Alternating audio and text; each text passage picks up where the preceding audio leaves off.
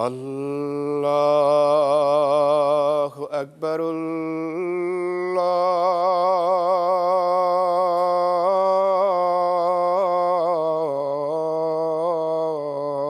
الله أكبر.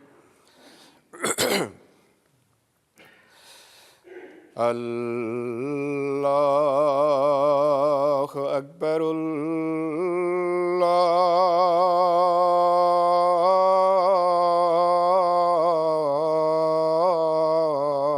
الله أكبر.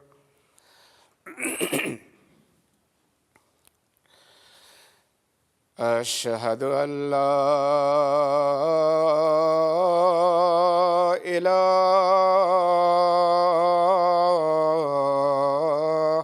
إلا الله. أشهد أن لا إله إلا الله. أشهد أن محمدًا رسول الله.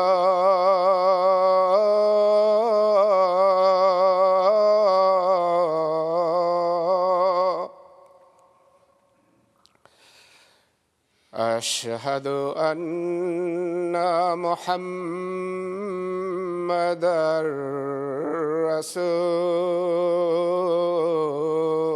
الله. حي على الصلاة.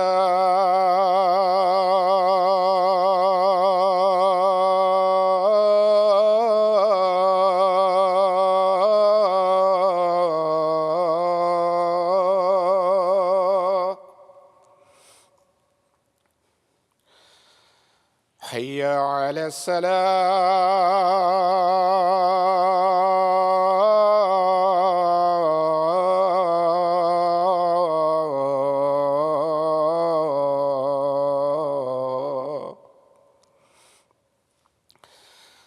حي على الفلاح.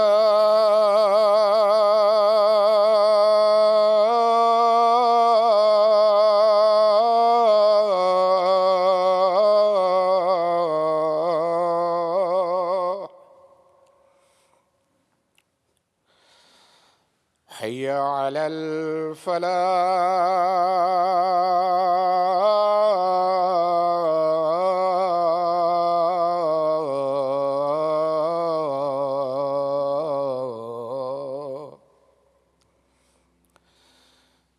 الله أكبر.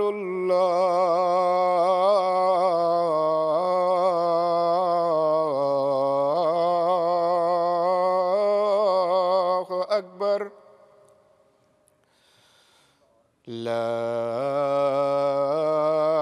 إله إلا الله.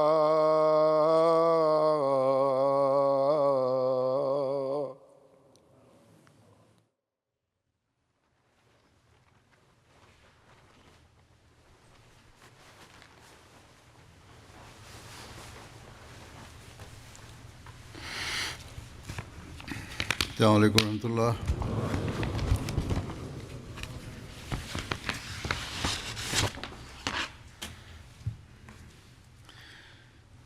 أشهد أن لا إله إلا الله وحده لا شريك له وأشهد أن محمدًا عبده ورسوله. أما بعد فأعوذ بالله من الشيطان الرجيم.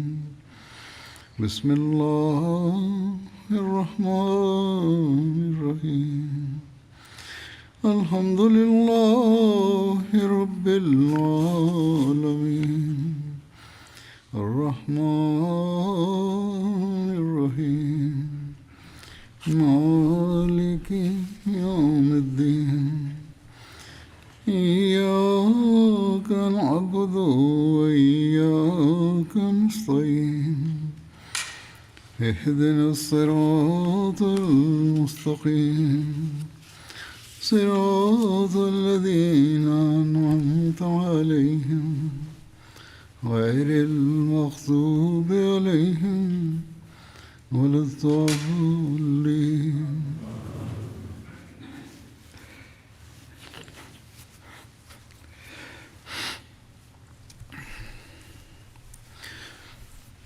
Seperti yang telah disampaikan pada khutbah Jum'ah sebelumnya, utusan dari Yang Mulia Rasulullah SAW kembali dan mengabarkan kepada beliau tentang kafilah atau pasukan yang mendekat. Tatkala Yang Mulia Rasulullah SAW mendengar berita bahwa ketika beliau mendengar berita bahwa pasukan Quraisy mendekat untuk melindungi kafilah dagang mereka, beliau SAW meminta musyawarah dari para sahabat dan memberitahu mereka tentang kabar Quraisy terkini. Atas hal ini, Hazrat Abu Bakar radhiyallahu an berdiri dan menyampaikan pidato yang sangat baik. Setelah itu, Hazrat Umar radhiyallahu an juga berdiri dan menyampaikan pidato yang sangat baik. Setelah itu, Hazrat Miqdad bin Amr radhiyallahu an berdiri dan dengan rendah hati menyampaikan, "Wahai Rasulullah sallallahu alaihi wasallam, kemanapun Allah Ta'ala memerintahkan Anda, silahkan, kami akan menyertai Anda. Demi Allah, kami tidak akan mengatakan seperti yang telah dikatakan oleh Bani Israel kepada Nabi Musa alaihissalam, yaitu fazhab anta wa rabbuka faqatila inna hahuna qa'idun, yaitu pergilah engkau bersama Tuhan engkau, lalu berperanglah engkau berdua, sesungguhnya kami hendak duduk saja di sini. Bahkan kami akan berkata, silahkan Anda dan Tuhan Anda maju berperang, dan kami juga akan bergabung bersama Anda dalam pertempuran. Demi Allah yang telah mengutus Anda sebagai seorang nabi dengan kebenaran.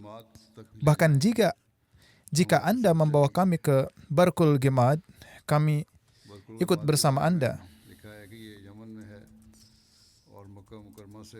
Sehubungan dengan Barkul Gimad ini, tertera bahwa tempat ini terletak di Yaman, berjarak 5 hari perjalanan dari Mekah.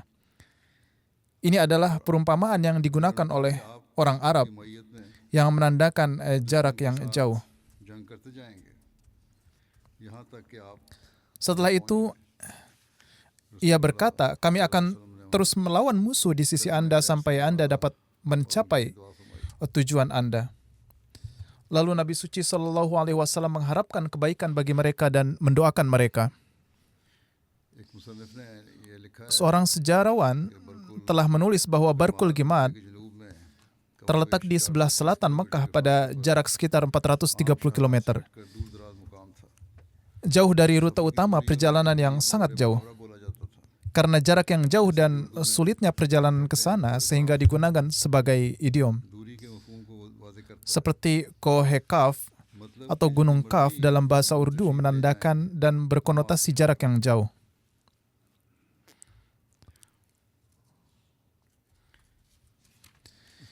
Ini berarti bahwa tidak peduli seberapa jauh Nabi Suci SAW akan pergi, mereka akan tetap berada di sisi beliau. Kami juga menemukan beberapa keterangan terkait hal ini karena beberapa sejarawan telah mengajukan pertanyaan terkait hal ini, bahwa ayat yang dibacakan oleh Hazrat Miqdad radhiyallahu an adalah dari surat Al-Maidah, sedangkan surat ini diturunkan jauh di kemudian hari. Dengan demikian, tampaknya diragukan bahwa ayat ini dibacakan pada kesempatan ini. Namun demikian, para ulama juga menyampaikan beberapa kemungkinan untuk ini, seperti mereka telah mendengar pernyataan Bani Israel ini dari orang Yahudi, atau seperti mereka mendengar pernyataan Bani Israel ini dari orang Yahudi, atau salah satu perawi kemudian mungkin menambahkan ayat ini. Bagaimanapun, kebenaran ini tidak terlalu penting karena riwayat ini sering dikutip dalam buku-buku sejarah. Oleh karena itu, dalam tafsir Bukhari, yaitu Fathul Bari oleh Ibnu Rajab, tertulis bahwa seluruh surat Al-Maidah diturunkan pada kesempatan Hujjatul Wida, adalah salah. Beberapa ayatnya telah diturunkan jauh lebih awal. Hazrat Miqdad radhiyallahu an membacakan salah satu ayat tersebut pada saat perang Badar. Namun demikian, bagi mereka untuk mendengar ini dari orang Yahudi juga bisa jadi benar. Kemudian diriwayatkan lebih lanjut bahwa ketiganya, yaitu Hazrat Abu Bakar radhiyallahu an, Hazrat Umar radhiyallahu an, dan Hazrat Miqdad radhiyallahu an adalah di antara kaum muhajirin. Itulah sebabnya Nabi SAW ingin meminta pendapat dari kaum Ansar. Nabi suci SAW bersabda demikian, "Wahai manusia, berilah aku musyawarah." Yang dimaksud oleh Yang Mulia Rasulullah SAW adalah kaum Ansar. Mungkin alasan lain untuk ini adalah bahwa ketika Bayat Aqabah mereka berkata, "Wahai Rasulullah SAW, selama Anda tidak datang ke kota kami tidak bertanggung jawab atas Anda. Tapi ketika Anda datang ke Madinah, tentu Anda akan menjadi tanggung jawab kami. Kami akan melindungi Anda dari segalanya, sama seperti kami melindungi anak-anak kami dan para wanita kami." Oleh karena itu, Rasulullah SAW menyatakan keprihatinan beliau bahwa kaum Ansar hanya akan bertahan melawan musuh yang melancarkan serangan ke Madinah dengan berpikir bahwa mereka tidak wajib menghadapi musuh di luar kota mereka. Namun ketika Nabi SAW menyatakan hal ini, Hazrat Sa'ad bin Mu'az radhiyallahu an berkata, "Wahai Rasulullah SAW, mungkin huzur ingin meminta pendapat kami." Rasulullah SAW menjawab dengan tegas, "Tentu." Hazrat Sa'ad radhiyallahu an kemudian berkata, "Sesungguhnya kami telah beriman kepada Anda, bersaksi atas kebenaran Anda, dan bersaksi bahwa agama yang Anda bawa adalah kebenaran. Selain itu kami telah berjanji kepada Anda dan bersumpah untuk mengikuti instruksi Anda. Wahai Rasulullah SAW, silahkan pergi kemanapun Anda mau. Kami akan menyertai Anda. Kami bersumpah demi Zat yang telah mengutus Anda dengan kebenaran, bahwa jika Anda membawa kami ke samudera dan Anda masuk sendiri, kami juga akan menyelam ke dalamnya bersama Anda. Dan tidak seorang pun dari kami yang akan menahan diri. Kami tidak akan enggan jika Anda membawa kami besok untuk menghadapi musuh. Kami adalah orang-orang yang tabah dalam pertempuran. Kami akan menunjukkan kesetiaan saat menghadapi musuh. Dan kami berharap Allah yang Maha Kuasa akan menunjukkan kepada Anda bahwa kami dapat mencapai prestasi yang akan menyejukkan mata Anda. Jadi dengan berkat Allah, bawalah kami bersama Anda." Ada riwayat dalam Sahih Muslim di mana kata-kata ini dianggap berasal dari Hazrat Sa'ad bin Ubadah radhiyallahu an. Namun menurut sebagian besar riwayat, Hazrat Sa'ad bin Ubadah radhiyallahu an tidak berpartisipasi dalam pertempuran Badar. Dan oleh karena itu, para ahli sejarah berusaha untuk mengkompromikan antara dua riwayat dan menyarankan bahwa mungkin Nabi SAW meminta musyawarah pada dua kesempatan. Yang pertama terjadi di Madinah ketika beliau menerima berita tentang kafilah dan Hazrat Sa'ad bin Ubadah membuat pernyataan ini. Dan yang kedua kalinya Nabi suci SAW berembuk adalah ketika beliau sedang dalam perjalanan dan Hazrat Sa'ad bin Mu'az radhiyallahu an mengucapkan kata-kata ini. Alhasil inilah yang ditulis oleh para pensyarah dalam syarah mereka, tapi pada kenyataannya Hazrat Sa'ad bin Mu'az radhiyallahu an yang mengatakannya. Mendengar hal ini dari Hazrat Sa'ad radhiyallahu an, Rasulullah SAW dipenuhi dengan kegembiraan dan bersabda, "Berangkatlah dan bergembiralah dengan kabar gembira. Allah Ta'ala telah menjanjikan saya kemenangan atas salah satu dari dua pihak. Saya bersumpah demi Tuhan bahwa seolah-olah saat ini saya menyaksikan tempat-tempat di mana para musuh jatuh dan mati bergelimpangan." Mendengar kata-kata ini, para sahabat menjadi gembira, tetapi pada saat yang sama mereka berkata dengan heran, "Ahalla zakarta lanal qitala wa nasta'id." "Wahai Rasulullah SAW, jika Anda telah mengetahui tentang pasukan Quraisy sebelumnya, mengapa Anda tidak menyebutkan kepada kami kemungkinan perang ketika kami masih di Madinah, sehingga kami dapat bersiap sebelum berangkat?" Namun terlepas dari berita dan nasihat ini, dan meskipun kabar gembira yang disampaikan oleh Nabi Suci SAW dari Allah, yang menunjukkan bahwa umat Islam pasti akan meraih kemenangan atas salah satu dari dua pihak ini, namun hingga saat itu umat Islam masih belum mengetahui dengan pihak mana mereka akan berhadapan. Mereka menyadari kemungkinan untuk menghadapi salah satu dari dua kelompok ini, dan tentu saja ingin bertemu dengan yang lebih lemah dari keduanya, yaitu mereka ingin menghadapi kafilah. Hazrat Muslim Maud radhiyallahu an menulis dalam hal ini, ketika pada saat Badar sebuah pertempuran akan terjadi di luar Madinah, Rasulullah SAW mengumpulkan semua sahabat dan bersabda, "Wahai manusia, aku berperang melawan kafilah. Sebaliknya, jika Anda berhadapan dengan tentara Mekah." Satu demi satu para sahabat muhajirin berdiri dan berkata, "Wahai Rasulullah SAW, silakan Tuan maju berperang, kami akan menyertai Anda." Namun setiap kali seorang sahabat muhajir mengungkapkan pendapatnya, Rasulullah SAW bersabda, "Wahai manusia, aku meminta pendapat kalian." Nabi Suci SAW berpikir bahwa meskipun muhajirin memberikan saran mereka, Ansarlah yang benar-benar dipertanyakan. Kaum Ansar diam karena lawannya adalah orang-orang Mekah. Kaum Ansar berpikir bahwa jika mereka menyatakan kesiapannya untuk memerangi orang Mekah, mungkin kaum muhajirin akan merasa tersinggung. Mereka mungkin tidak suka jika mereka mengungkapkan keinginan mereka untuk membunuh kerabat mereka. Namun setelah Rasulullah SAW berulang kali meminta pendapat, seorang sahabat Ansar berdiri dan berkata, "Wahai Rasulullah SAW, Anda telah mendapatkan musyawarah." Satu demi satu seorang muhajir berdiri dan menegaskan kesediaan mereka untuk berperang. Namun Anda masih meminta pendapat dari orang-orang, seolah-olah Anda berbicara kepada kaum Ansar. Rasulullah SAW menjawab dengan tegas, "Ya, benar." Sahabat kemudian berkata, "Wahai Rasulullah SAW, kami diam karena takut menyebabkan derita bagi saudara muhajirin kami.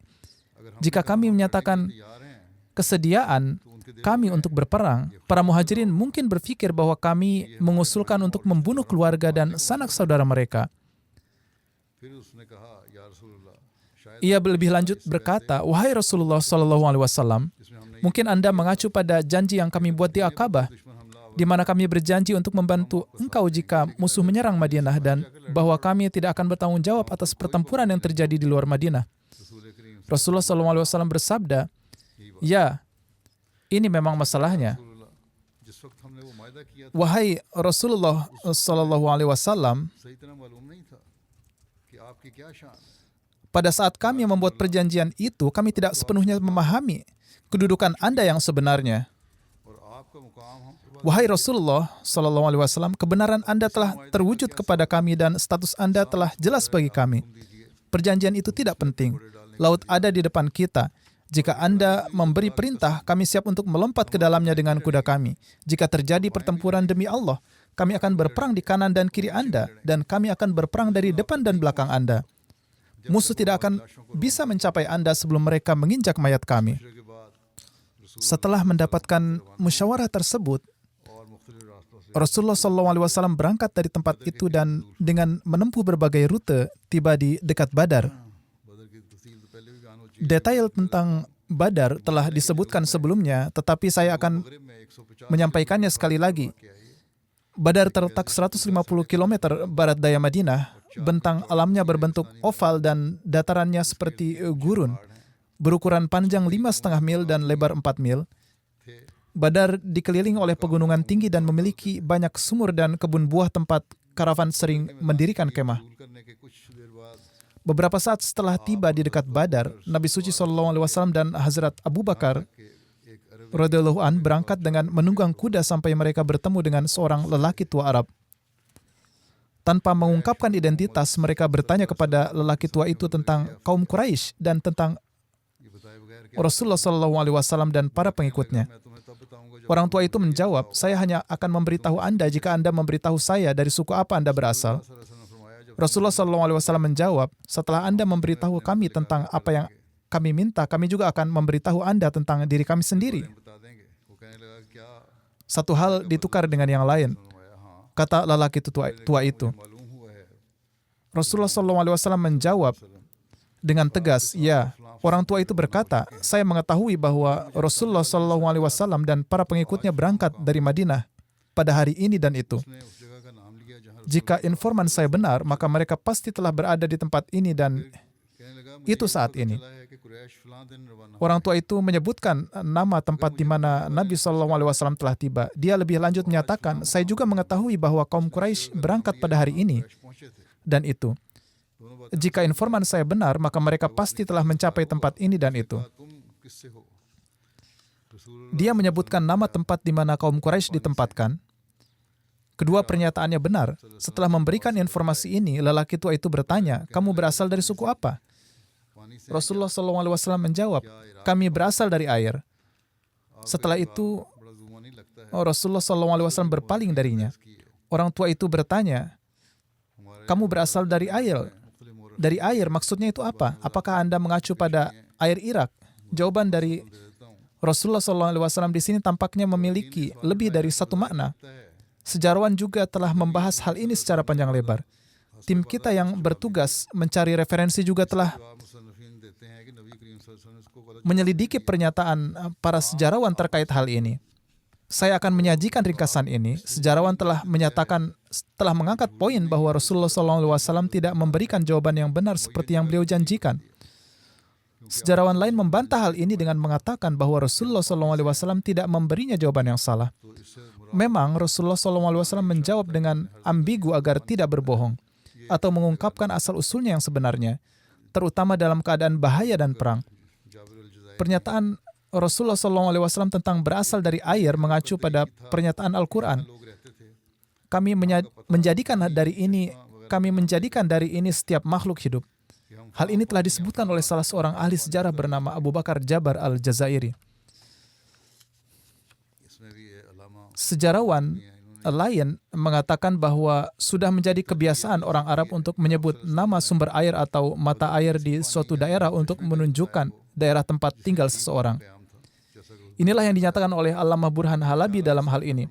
Penjelasan lain yang mungkin adalah bahwa Rasulullah SAW mengacu pada mata air yang sama yang telah mereka tempati di sekitar Badar, yang juga disebutkan oleh orang tua itu. Tetapi menunjukkannya dengan cara yang menyebabkan orang tua itu keliru, yang beranggapan ke arah Irak. Dalam hal ini, arah mata air dan Irak sama. Alhasil Allah lebih mengetahui. Setelah itu, Rasulullah SAW kembali kepada para sahabat. Di malam hari, Rasulullah SAW mengutus Hazrat Ali radhiyallahu an, Hazrat Zubair bin Awam radhiyallahu an, dan Sa'ad bin Abi Waqqas radhiyallahu an bersama dengan beberapa sahabat lainnya menuju mata air di Badar untuk mengumpulkan informasi lebih lanjut. Di sana mereka bertemu dengan dua orang budak dari suku Quraisy yang bertugas mengambil air. Para sahabat menangkap mereka dan mulai menanyai mereka. Pada saat Nabi Suci SAW berdiri dan sholat, keduanya mengaku dikirim untuk mengambil air bagi kaum Quraisy. Para sahabat tidak terima dengan apa yang mereka katakan dan menduga bahwa mereka disewa oleh Abu Sufyan. Karena itu, para sahabat memperlakukan mereka dengan cara yang agak keras. Setelah melanjutkan interogasinya, akhirnya mereka mengatakan bahwa mereka disewa oleh Abu Sufyan. Lalu para sahabat membebaskan mereka. Setelah selesai sholat, Nabi Suci SAW bersabda, ketika mereka mengatakan yang sebenarnya, kalian memukul mereka. Dan ketika mereka berbohong kepada kalian, kalian membebaskan mereka. Demi Allah, mereka telah mengatakan hal yang benar. Dan memang benar mereka adalah hamba sahaya Quraisy. Kemudian beliau SAW melihat keduanya dan bersabda, kini sampaikanlah kepadaku apa yang Anda ketahui tentang Quraisy. Keduanya menjawab, demi Tuhan, mereka berada di balik bukit dan tengah berkemah di ujung lembah yang satu lagi. Kemudian Rasulullah SAW bertanya lagi, berapa jumlah mereka? Mereka menjawab, sangat banyak. Ketika ditanya berapa jumlah pasukan, mereka menjawab bahwa mereka tidak mengetahui. Rasulullah SAW bertanya, setiap hari berapa unta yang mereka sembelih untuk makan? Mereka menjawab, kadang 9 dan kadang 10. Rasulullah SAW bersabda, jumlah mereka antara 900 hingga 1000. Rasulullah SAW memperkirakan jumlah tentara musuh dari unta-unta yang dikonsumsi. Kemudian beliau SAW bertanya kepada mereka, siapakah nama para pemimpin Quraisy yang ikut serta? Mereka menyebutkan banyak nama orang-orang Quraisy yaitu Abu Jahal, Utbah, Syaibah, Hakim bin Hazam, Umayyah bin Khalaf, dan lainnya. Kemudian Rasulullah SAW kembali kepada kaum muslim dan bersabda, Haza Makkatu qad alqat ilaikum afala zakabidiha. Yani, lihat Mekah telah melemparkan para pembesarnya dan meletakkannya ke hadapan Anda. Hazrat Mirza Bashir Ahmad Sahib pun berkenaan dengan ini menulis bahwa Rasulullah SAW bersabda kepada para sahabat, Haza Makkata qad alqat ilaikum afala zakabidiha. Yakni, lihat Mekah telah melemparkan para pembesarnya dan meletakkannya ke hadapan Anda. Ini merupakan kalimat yang sangat cerdas dan bijak yang keluar secara spontan dari lidah beberkat beliau. Ungkapan ini tidaklah membuat sebagian kaum muslim yang lemah menjadi berkecil hati ketika mendengar sebelumnya nama-nama dari begitu banyak pembesar Quraisy yang masyhur. Namun ungkapan ini justru membuat mereka yakin seolah-olah Tuhan telah mengirim para pembesar Quraisy ini untuk dijadikan mangsa bagi kaum muslim. Setelah itu, Rasulullah SAW memerintahkan pasukan beliau untuk bergerak maju sehingga mereka dapat mencapai sumur Badar sebelum kedatangan kaum musyrik dan agar kaum musyrik tidak mendapatkan keunggulan. Maka dari itu, Rasulullah SAW mencapai sumur terdekat ke Badar pada waktu Isya. Pada kesempatan ini, Hazrat Habab bin Munzir radhiyallahu an memberikan saran. Ketika Rasulullah SAW mencapai sumur terdekat ke Badar dan bermukim di sana, saat itu Habab bin Al-Munzir berkata, Wahai Rasulullah, apakah Anda berkemah di sini di bawah perintah ilahi, sehingga kami tidak dapat pindah dari tempat ini? Atau apakah ini hanya pendapat Anda dan strategi perang? Rasulullah SAW bersabda, ini hanya sebuah pendapat dan strategi perang. Mendengar ini, Hazrat Habab berkata, tempat ini tidaklah ideal. Hendaknya kita berpindah ke suatu tempat yang paling dekat dengan sumber mata air pasukan Quraisy. Selanjutnya, tutup semua mata air yang ada dan siapkan tempat penampungan air untuk kita dan kita akan mengalirkannya ke sini. Jadi ketika kita melawan musuh, kita akan memiliki air yang melimpah dan musuh tidak akan memiliki air. Rasulullah SAW berkata, pendapat Anda sangat benar. Kemudian Huzur SAW membawa pasukan muslim ke sumur yang terdekat dengan tempat pasukan Quraisy dan mendirikan kemah di sana. Dan sesuai perintah beliau, sumur-sumur lainnya ditutup dan dibuatlah penampungan air di dekat sumur tempat beliau bermukim, lalu memenuhinya dengan air. Ini bersumber dari Sirat Ibnu Hisham. Setelah menentukan tempat untuk mendirikan kemah, tahap selanjutnya adalah menyiapkan tempat tinggal bagi Rasulullah SAW. Atas saran Hazrat Sa'ad bin Mu'az radhiyallahu an, pemimpin suku Aus, para sahabat menyiapkan kemah kecil untuk Rasulullah SAW di salah satu sisi medan. Hazrat Sa'ad bin Mu'az berkata, Wahai Rasulullah, haruskah kami menyiapkan kemah kecil untuk Anda, di mana Anda dapat beristirahat?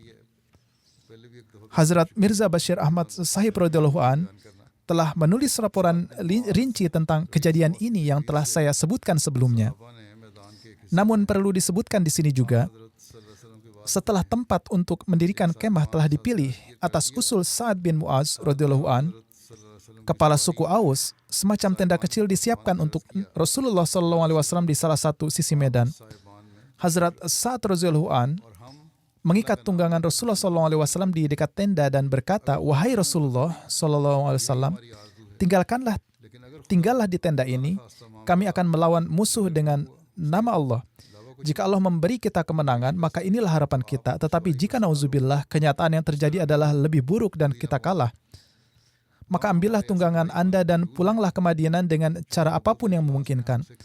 Di sana Anda akan menemukan saudara dan kerabat kami yang tidak kurang dari kami dalam hal kecintaan dan ketulusan. Namun karena mereka tidak menyadari bahwa kita akan dihadapkan oleh perang dalam pergerakan ini, sehingga mereka tidak ikut. Jika tidak, mereka tidak akan pernah tertinggal. Ketika mereka menyadari keadaan, mereka tidak akan berhenti menyerahkan nyawa mereka untuk melindungi engkau. Ini adalah ketulusan hati Hazrat Sa'ad yang bagaimanapun juga patut dipuji. Tetapi apakah pernah bahwa utusan Allah melarikan diri dari medan pertempuran? Di medan Hunain, 12.000 tentara berbalik. Tetapi sosok pusat tauhid ilahi ini, yakni Yang Mulia Rasulullah SAW, beliau tidaklah goyah sedikit pun. Alhasil tenda telah disiapkan dan Hazrat Sa'ad bersama beberapa orang Ansar lainnya berdiri berjaga mengelilingi beliau. Rasulullah SAW melalui malam bersama dengan Hazrat Abu Bakar radhiyallahu anhu di tenda ini. Menurut riwayat lain disebutkan bahwa Hazrat Abu Bakar radhiyallahu anhu berdiri menjaga di samping Nabi SAW sepanjang malam dengan pedang terhunus.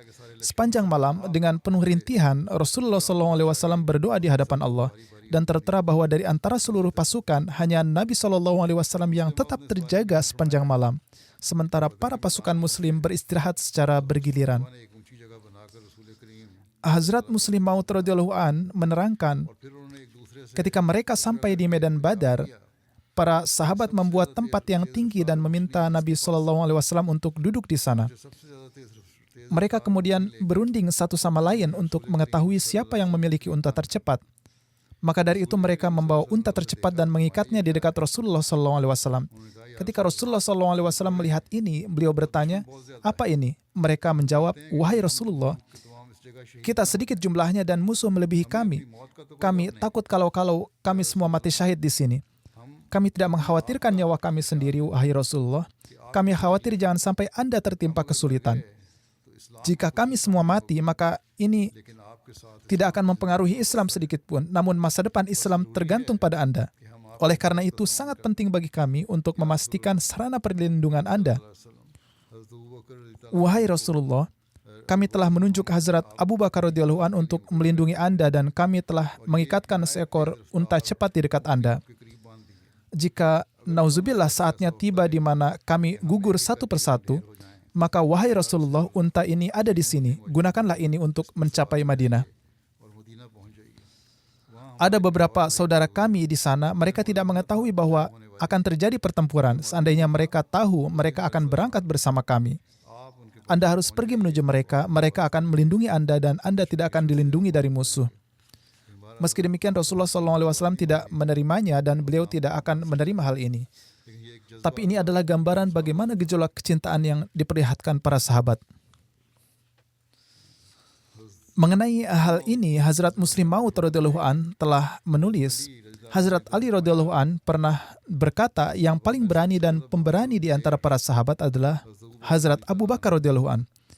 Hazrat Ali kemudian berkata bahwa selama perang Badar, ketika kemah kecil dibuat untuk Rasulullah SAW, muncul pertanyaan siapa yang akan ditugaskan untuk menjaga Nabi SAW. Mendengar ini, Hazrat Abu Bakar radhiyallahu an segera berdiri dengan pedang terhunus. Selama masa yang sangat sulit ini, Hazrat Abu Bakar radhiyallahu an melangkah maju dengan keberanian dan keteguhan hati yang sangat tinggi untuk menjaga Rasulullah SAW.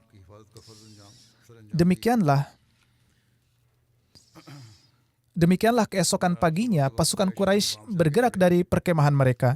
Ketika Rasulullah SAW melihat mereka, beliau berdoa, "Ya Allah, kaum Quraisy ada di sini dengan segala kesombongan dan keangkuhan mereka untuk berperang melawan engkau dan telah menyatakan bahwa utusan engkau SAW adalah pendusta.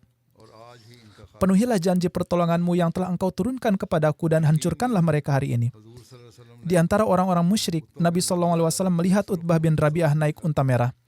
Rasulullah SAW bersabda, "Jika ada kebaikan yang bisa diharapkan dari salah seorang dari mereka, maka itu adalah orang yang menunggang unta merah.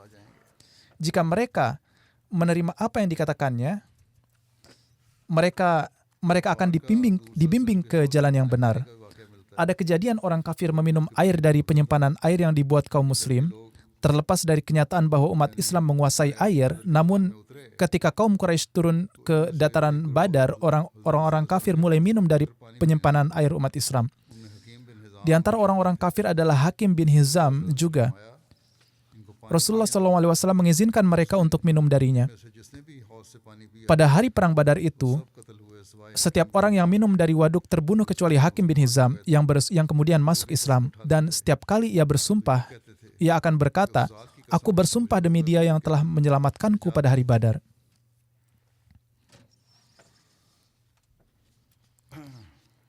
Berkenaan dengan pengaturan barisan untuk berperang, disebutkan bahwa Rasulullah SAW mengatur barisan para sahabat untuk berperang di pagi hari sebelum laskar Quraisy tiba. Rasulullah SAW menyusun barisan untuk menggunakan anak panah dan dengan itu beliau memberi isyarat untuk maju atau mundur sehingga menjadi lurus. Rasulullah SAW menyerahkan panji kepada Hazrat Mus'ab bin Umair radhiyallahu an dan beliau meletakkannya di tempat yang diperintahkan oleh Rasulullah SAW. Pada saat Rasulullah SAW sedang mengatur saf, beliau menghadap ke arah barat. Dan selama waktu ini, ketika beliau sedang mengatur saf, sebuah kejadian luar biasa terjadi terkait dengan Hazrat Suad bin Ghaziyah, yang darinya tampak betapa tinggi kecintaan dan kasih sayang beliau kepada Rasulullah SAW. Dikisahkan bahwa saat perang Badar, ketika Rasulullah SAW sedang meluruskan barisan, beliau melewati Suad bin Ghaziyah yang berada di luar barisannya. Rasulullah SAW menekankan panah ke perutnya dan bersabda, "Wahai Suad, sejajarkan." Hazrat Suad radhiyallahu an berkata, "Wahai Rasulullah, Anda telah menyebabkan saya sakit. Allah Ta'ala telah mengangkat engkau demi menegakkan keadilan dan kesetaraan. Saya ingin membalas Anda. Anda telah memukul perut saya dengan panah." Rasulullah SAW mengangkat kain dari perutnya dan bersabda, "Silahkan balas dendammu." Hazrat Suad memeluk Nabi SAW dan mulai mencium tubuh beliau. Rasulullah SAW bersabda, "Wahai Suad, mengapa Anda melakukan ini?" Hazrat Suad menyampaikan, "Wahai Rasulullah, Anda dapat melihat waktu apa sekarang, yaitu waktu perang. Saya tidak tahu apakah saya dapat bertahan atau tidak.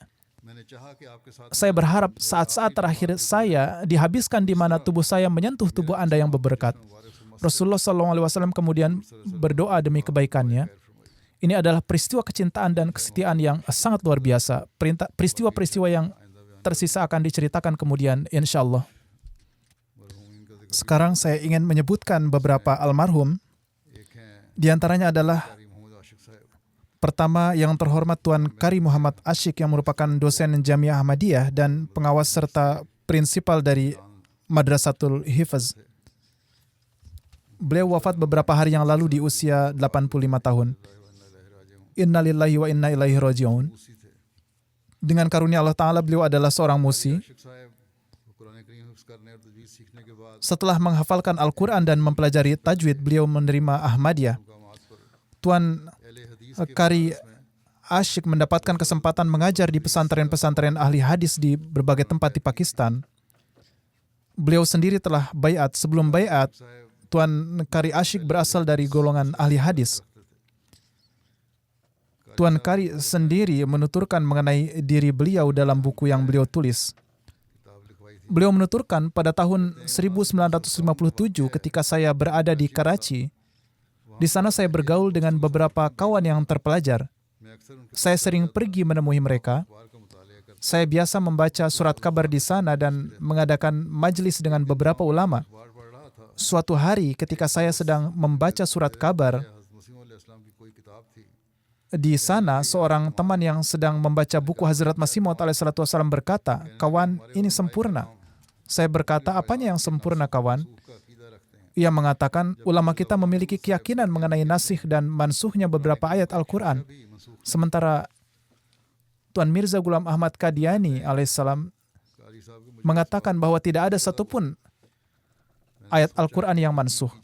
Tuan Kari mengatakan, "Saya ingin menyelidiki hal ini. Saya berpikir bahwa hal ini harus diteliti apakah ini benar atau salah."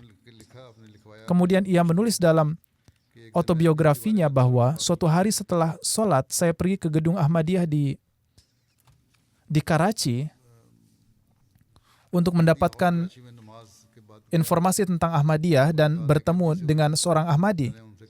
Saya mengatakan kepadanya bahwa saya ingin mendapatkan informasi mengenai beberapa isu-isu yang kontroversial. Tolong bantu saya dan bimbing saya dalam hal ini. Dari gedung Ahmadiyah tersebut, seorang teman yang duduk di sana mengajak saya ke rumahnya. Ia memberikan saya beberapa buku untuk dibaca. Saya membaca buku-buku itu dan menunjukkan kepada salah satu ulama di antara teman-teman terpelajar saya bahwa inilah Islam yang sebenarnya. Ulama itu berkata, Anda adalah orang yang sangat baik. Anda tidak mengetahui. Oleh karena itu, saya akan memberitahu Anda bahwa keyakinan-keyakinan yang ditulis di dalam buku-buku kecil Mirza Sahib, yaitu Hazrat Masih Maud alaihissalatu wassalam, adalah sesuai dengan Islam. Ini adalah buku-buku yang beliau tulis di masa-masa awal, tetapi di buku-buku besar yang ditulis kemudian, Mirza Sahib telah menulis pemikiran-pemikiran dan keyakinan-keyakinan yang salah. Padahal Barahin Ahmadiyah ditulis di masa-masa awal dan itulah Islam yang sebenarnya. Kemudian setelahnya juga ada banyak buku-buku. Setelah itu, Tuan Kari pergi menemui kenalan jemaatnya dan meminta untuk diberikan sebuah buku yang tebal. Akan tetapi kenalannya itu memberikan alasan untuk tidak memberikan buku-buku yang tebal, padahal tidak ada kontradiksi dalam buku-buku Hazrat Masih Maud alaihissalatu wassalam. Baik itu buku-buku yang ditulis di masa-masa awal maupun kemudian. Apa hikmah di balik ini? Mengapa Ahmadi tersebut tidak mau memberikannya? Allah Ta'ala Maha Tahu. Tapi bagaimanapun, setelah itu Tuan Kari kehilangan kontak dengannya. Setelah itu berdasarkan autobiografi Tuan Kari, suatu takdir khas Allah Ta'ala telah menciptakan suatu pergolakan di dalam hati beliau, dan Tuan Kari beberapa kali datang ke Rabua dan bersilaturahmi dengan para Ahmadi di tingkat lokal. Beliau terus berdoa. Dalam keadaan berdoa ini, beliau juga mengalami banyak mimpi. Di dalam mimpi tersebut ada juga mimpi mendengar suara Isma'u sautas sama ja'al masih. Tuan Kari mengatakan bahwa pada saat itu kata-kata tersebut tidak membuat perhatian saya cenderung kepada Ahmadiyah. Tetapi setelah menjadi Ahmadi, saya menjadi ingat bahwa mimpi yang saya lihat telah terpenuhi. Ini adalah salah satu di antara berbagai mimpi yang beliau lihat. Tuan Kari menulis bahwa ketika saya melihat kembali peristiwa-peristiwa yang terjadi dalam hidup saya berpikir bahwa ini semata-mata karunia Allah Ta'ala, bahwa perhatian saya berulang kali tertuju pada jemaat Ahmadiyah dan saya mendapatkan hidayah.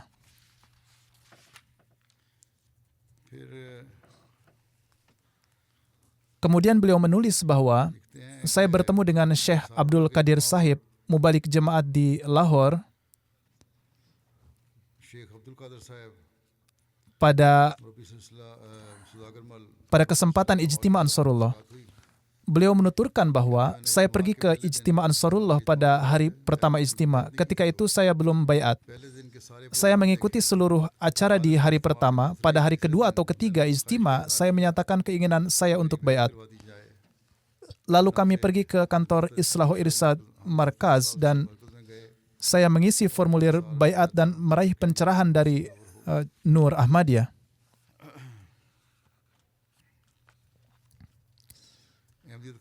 Setelah beliau juga harus melewati berbagai cobaan. Di sisi lain, para murid dan para ulama non-Ahmadi berusaha untuk membawa kembali beliau dengan berbagai cara. Mereka membujuk beliau dan juga bersikap keras kepada beliau. Tuan Kari menuturkan bahwa setelah menerima Ahmadiyah, banyak kesulitan menghadang saya, tetapi Allah Ta'ala telah menjadikan saya teguh dan mengikuti jalan yang ditunjuk olehnya. Ada bimbingan dari Allah Ta'ala. Oleh karena itu tidak ada godaan duniawi yang bisa membelokkan saya dari jalan yang benar. Banyak upaya yang dilakukan untuk membuat saya berpaling dari jemaat Ahmadiyah dan membawa saya kembali ke jemaat ahli hadis. Tetapi dengan karunia Allah Ta'ala, berkat corak keimanan yang melingkupi saya, meskipun banyak dilakukan upaya, mereka gagal untuk membawa saya kembali. Beliau menikah dengan seorang janda yang memiliki 3 anak. Seorang putri beliau lahir darinya. Tertulis mengenai pengkhidmatan beliau terhadap jemaat, beliau menuturkan bahwa Tuan Sufi Huda Bakhsh Zirwi suatu hari menemui saya di masjid dan mengatakan bahwa Hazrat Mirza Tahir Ahmad, yang merupakan in charge Waqfi Jadid, pada masa itu berpesan supaya membawa saya kepada beliau di Rabua. Ketika itu beliau sudah baiat. Beliau menuturkan bahwa ketika saya datang ke hadapan beliau, beliau pertama-tama mendengarkan tilawat saya, lalu menugaskan saya untuk mengajarkan Al-Quran dan tajwid kepada para mu'allimin waqfi jadid dan juga mengatur tempat tinggal beliau di waqfi jadid. Ini terjadi pada tahun 1964. Tuan Kari ditetapkan sebagai pengajar tetap di waqfi jadid pada 1 Januari 1965. Pada masa itu, para mahasiswa tingkat Syahid Jamiah Ahmadiyah biasa datang ke kantor waqfi jadid untuk belajar Al-Quran dari beliau. Dan kemudian atas perintah dari Tuan Mir Daud Ahmad yang merupakan prinsipal Jamiah Ahmadiyah pada saat itu, beliau mulai datang untuk mengajar di Jamiah Ahmadiyah. Bersamaan dengan itu, dengan pembatasan pardah, beliau juga mengajar Al-Quran kepada para gadis di Nusrat Girls College yang merupakan perguruan tinggi milik jemaat. Pada tahun 1969, Tuan Hafiz Syafiq in charge kelas Hafiz Rabwah meninggal dunia. Kemudian prinsipal jamiah Tuan Mir Daud Ahmad meminta Tuan Hafiz Kari untuk datang ke kelas dan mengambil kelas beliau. Pada masa itu kelas ini diadakan di Masjid Mubarak.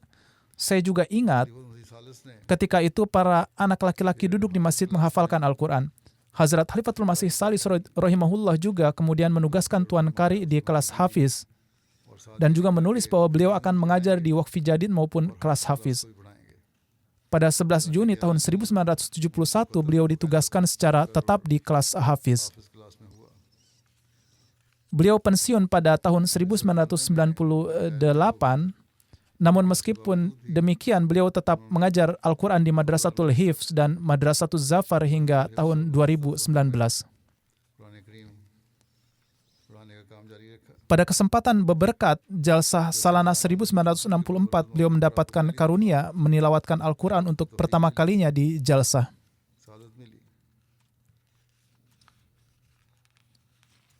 Tuan Kari menuliskan kisah beliau bahwa pada bulan Februari 1965, beliau mendapatkan karunia bertemu dengan Hazrat Khalifatul Masih Sani radhiyallahu anhu. Beliau menceritakan ihwal pertemuan bersejarah itu bahwa ketika saya berjabatan tangan dengan beliau radhiyallahu anhu, momen itu telah mengubah diri kehidupan saya. Sekretaris pribadi Huzur memperkenalkan saya di hadapan Huzur bahwa ini adalah Tuan Kari Muhammad Ashik yang merupakan mubayyin baru. Ketika beliau memperkenalkan saya, Huzur radhiyallahu an dengan penuh kasih sayang terus menatap saya dan saya juga memegang tangan Huzur yang berberkat. Merupakan suatu kehormatan bisa bermulakat dengan beliau radhiyallahu an. Tuan Kari bertugas mengimami sholat tarawih pada bulan Ramadan di Masjid Mubarak selama 15 tahun. Maulana Abdul Malik Khan, Nazir Islahu Irsyad, Markaziyah suatu kali mengatakan kepada beliau bahwa alasan mengapa beliau berulang kali ditugaskan untuk menjadi imam sholat tarawih di Masjid Mubarak adalah karena Hazrat Khalifatul Masih Salis rahimahullah sangat menyukai tilawat beliau. Murid-murid beliau begitu banyak dan kini tersebar di berbagai belahan dunia. Surat-surat mereka pun saya terima yang menceritakan bagaimana mereka memperoleh manfaat dari kebaikan dan ilmu beliau. Semoga Allah Ta'ala mengangkat derajat almarhum dan menciptakan kondisi doa dan keikhlasan dalam diri anak keturunan beliau sebagaimana yang beliau harapkan.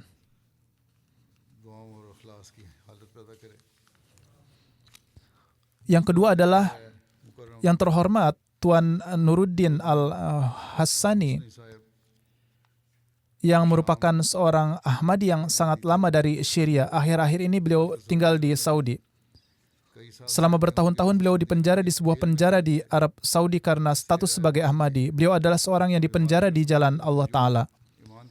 Meskipun menderita penyakit dan mengalami berbagai kesulitan, beliau tetap teguh dalam keimanan beliau dan akhirnya wafat di masa penahanannya pada tanggal 25 Mei di usia 82 tahun. Innalillahi wa inna ilaihi raji'un. Ayahanda beliau Al-Haj Abdul Rauf Al-Hasni baiat pada tahun 1938. Yang terhormat Tuan Munir Al-Hasni, mantan Amir Jemaat Syria, adalah paman dari almarhum Tuan Nuruddin Al-Hassani. Almarhum sejak kecil dibesarkan dalam lingkungan akhlak dan nilai-nilai Islam serta kecintaan pada khilafat. Beliau berusia 13 atau 14 tahun ketika ayah beliau wafat. Seringnya almarhum tinggal bersama dengan yang terhormat Tuan Munir Al-Hasni dan belajar banyak tentang jemaat dari beliau. Ketika Hazrat Muslih Maud radhiyallahu an mengunjungi Damaskus pada tahun 1955, beliau radhiyallahu an tinggal di rumah mendiang paman almarhum yang terhormat Tuan Badruddin Al-Hasani. Pada saat itu almarhum juga mendapatkan karunia untuk menilawatkan Al-Quran di hadapan Hazrat Muslih Maud radhiyallahu an. Beliau rajin berpuasa terutama pada hari Senin dan Kamis. Beliau gemar membaca Al-Quran. Beliau tidak pernah meninggalkan sholat tahajud. Bahkan di dalam penjara hingga akhir hayatnya beliau tetap teguh setia pada keimanan beliau dan tetap teguh di dalam jemaat. Beliau memiliki keyakinan bahwa pertolongan Allah Ta'ala sudah dekat. Beliau sering menyampaikan hal ini kepada semua orang yang beliau temui di penjara. Di antara yang ditinggalkan adalah istri beliau yang bukan Ahmadi tetapi tetap setia kepada beliau. Wanita tersebut banyak melakukan pengorbanan selama masa tahanan beliau. Anak-anak beliau di antaranya adalah 3 putra, Abdul Rauf Al-Hasani, Muhammad Muaz Al-Hasani, Fawaz Al-Hasani, serta 1 putri Zainab Al-Hasani. Ada juga cucu-cucu, semuanya dengan karunia Allah Ta'ala adalah para Ahmadi yang mukhlis.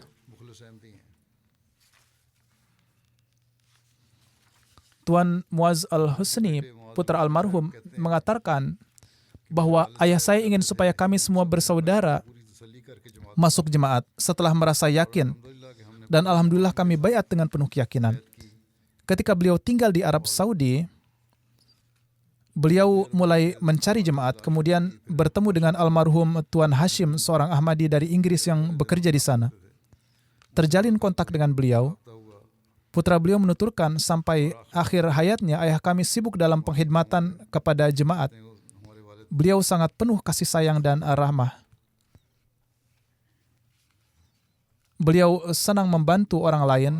Kemudian putra beliau menulis bahwa pada tahun 2019 beliau dipanggil dan dipenjara. Setelah melalui banyak usaha dan perjuangan, diketahui ternyata ayah dituduh sebagai seorang Ahmadi dan bertablik di media sosial. Selama 2 tahun kami melakukan segala upaya untuk membebaskan beliau. Kami menyewa beberapa pengacara. Perintah pembebasan beliau telah dikeluarkan dan pembebasan beliau pun telah dilaksanakan. Namun setelah beberapa jam pembebasannya, polisi menelepon beliau dan memanggilnya ke kantor polisi dan menangkapnya lagi. Dan kali ini mereka bahkan lebih ketat dari sebelumnya. Kami tidak diizinkan untuk bertemu dengan beliau dan menelepon beliau. Kesehatan beliau memburuk. Beliau sakit-sakitan karena usia yang sudah sepuh dan sering masuk rumah sakit. Tetapi beliau tidak diizinkan bertemu dengan keluarganya. Putra sulung beliau, Abdul Rauf Husni, yang tinggal di Kanada, beliau juga menulis mengenai beliau bahwa beliau memiliki ketulusan dan kecintaan yang besar terhadap jemaat. Beliau teguh dalam keyakinannya. Putra sulung beliau juga kemudian menyampaikan secara khusus mengenai ibadah dan ketulusan almarhum. Beliau menulis secara rinci bahwa ketika almarhum di penjara pada tahun 2016, beliau berpuasa dan tidak suka membatalkan puasanya. Meskipun beliau tahu bahwa beliau harus bekerja keras di dalam penjara.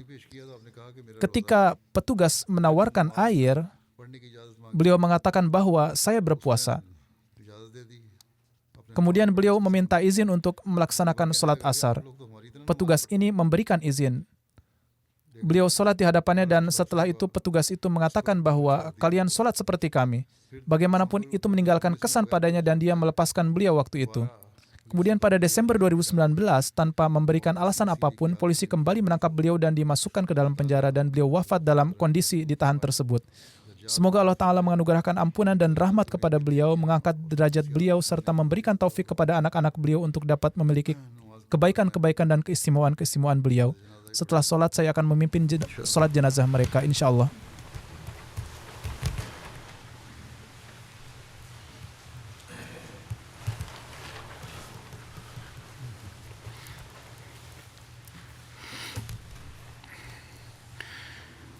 Alhamdulillah.